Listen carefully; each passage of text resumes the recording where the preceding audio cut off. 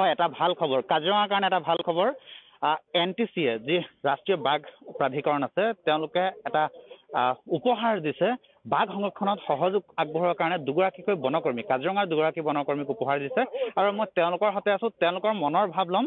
তেওঁলোক হ'লগে বিষ্ণু গগৈ অগৰাতলী ৰেঞ্জত কাজিৰঙা ৰাষ্ট্ৰীয় উদ্যানৰ অগৰাতলী বনাঞ্চলত কাম কৰে আৰু এগৰাকী পাপুল ৰাভা আমি দুয়োগৰাকীৰ সৈতে আমি কথা পাতিম। প্ৰথমতে অভিনন্দন জনালো আপোনালোকে টাইগাৰ কনজাৰভেশ্যনৰ কাৰণে এৱাৰ্ড পাইছে কেনেকুৱা লাগিছে আৰু কি এৱাৰ্ড পাইছে? ভাল লাগিছে NTCAৰ পৰা দিছে যেতিয়া এইটো এটা মানে বহুত এটা ধৰক কাজিৰঙা আমাৰ কাৰণে ডাঙৰ এটা মানে হয় এচিভমেণ্ট হয় সফলতা ধৰক কষ্ট কৰিছোঁ সেইকাৰণে পাইছোঁ তেনেকুৱা বুলি ক'ব পাৰি বা আমাৰ এইটো কৰ্তব্যও এটা নিজৰ হিচাপে কৰিছোঁ তেনেকৈ সেইটো কাৰণে পাইছোঁ আৰু ভাল লাগিছে নথৈ আনন্দিত হৈছোঁ। কি ধৰণে আপোনালোকক জনালে? মানে এতিয়াতো আপোনাৰ ক'ভিড ছিজন জানে সেইটো কাৰণে অনলাইনৰ যোগেদি চব হেৰি কৰা হৈছে।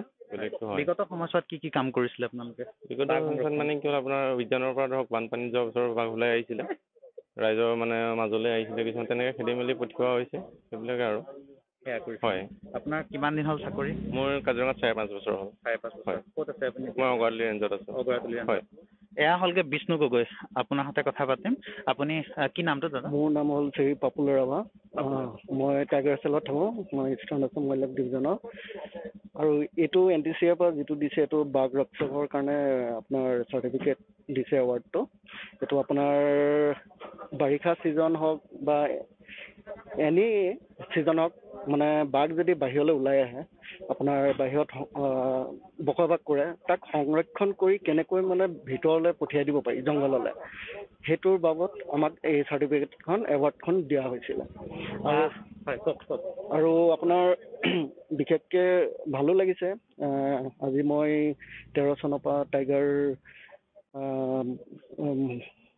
টাইগাৰ চেঞ্চাছৰ কামত লাগি আছোঁ আৰু তাৰ বাবদ তেওঁলোকে হেৰি কৰিছে চাৰ্টিফিকেট এৱাৰ্ডৰ হেৰি কৰিছে সেইটো ভাল লাগিছে।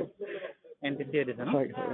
হয় NTCA ৰাষ্ট্ৰীয় ব্যাঘ্ৰ প্ৰাধিকৰণৰ ফালৰ পৰা দিছে এই উপহাৰ দিছে এই দুগৰাকী বনকৰ্মীক দিছে। আচলতে খুব ভাল লগা কথা 2007 বৰ্ষত কাজিৰঙা ৰাষ্ট্ৰীয় উদ্যানক ব্যাঘ্ৰ প্ৰকল্প অন্তৰ্ভুক্ত কৰা হৈছে আৰু প্ৰত্যেক বছৰে যিহেতু 29 জুলাই তাৰিখে বাঘ দিৱস ৰাষ্ট্ৰীয় বাঘ দিৱস উদযাপন কৰি অহা হয় তাৰ মাজতে এই দুগৰাকী বনকৰ্মীক উপহাৰ দিছে তেওঁলোকক পুৰস্কৃত কৰিছে NTCA ৰাষ্ট্ৰীয় ব্যাঘ্ৰ প্ৰাধিকৰণে পুৰস্কৃত কৰিলে আৰু তেওঁলোকৰ মনোভাৱ জানিলো অত্যন্ত ভাল লগা খবৰ কাজিৰঙাৰ কাৰণে আৰু আমিও তেওঁলোকক অভিনন্দন জনালো প্ৰাগ নিউজৰ তৰফৰ পৰা।